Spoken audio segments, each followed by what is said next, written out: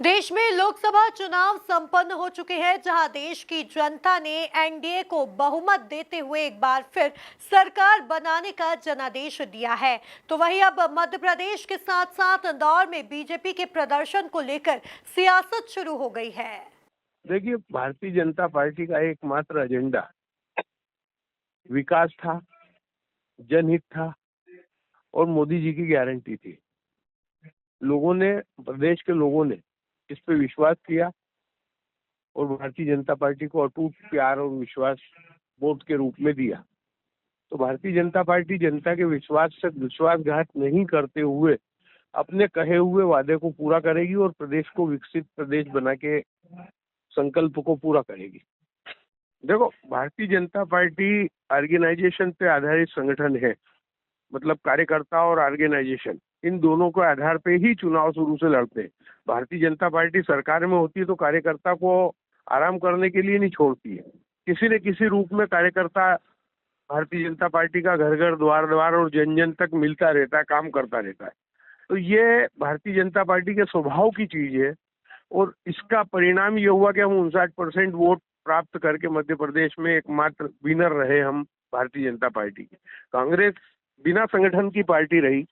कांग्रेस के नेता आपस में लड़ते रहे, एक दूसरे को छोटा मतलब समझते रहे, उसके कारण उनकी हार हुई है।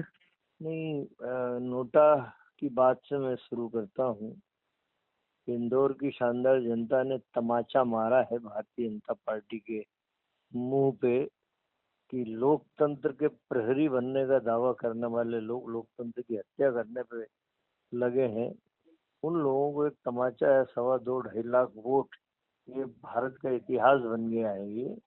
और इंडिया गठबंधन का जो प्रदर्शन रहा है, निश्चित रूप से जो बात राहुल गांधी जी, अखिलेश यादव, तेजस्वी, ममता बनर्जी, ये लोग जो बोल रहे थे कि नरेंद्र मोदी अपने सांसदों के मुंह में अपने शब्द डाल के कि 400 सीटें से ऊपर हमें जिताइए, हम संविधान बदल देंगे। वो शब्द तो मोदी के होते थे लेकिन बोलते उनके सांसद थे।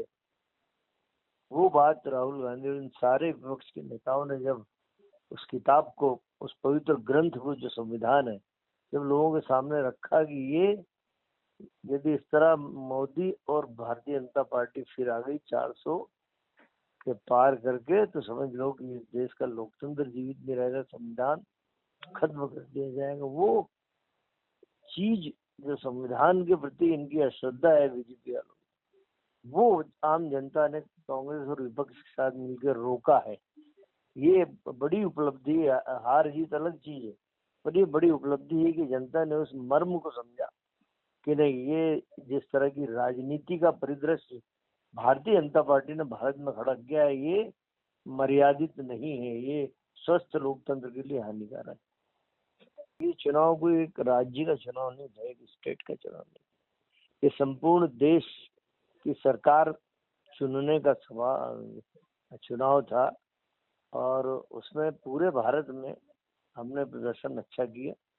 यहाँ आम जन को हम मध्य प्रदेश में अपनी बात कन्विंस नहीं करा पाए, ढंग से समझा भी नहीं पाए। तो वो एक कमजोर पहलू हमारा रहा। और सबसे बड़ी बात ये थी कि सोशल इंजीनियरिंग में हम मध्य प्रदेश में फेल रहे हैं। ये कभी खुलासा करूंगा इस बात का, इसमें हम लोग फेल रहे। सोशल इंजीनियरिंग यदि ईमानदारी से बैठ के करते तो मैं समझता हूँ कि 10 से 11 सीट हम जीतते। लेकिन डेफिनेटली अब एक हम गठन करने जा रहे हैं प्रदेश कांग्रेस कमेटी का नया, उसमें बहुत मजबूत हाथों में पदों की कमान देंगे।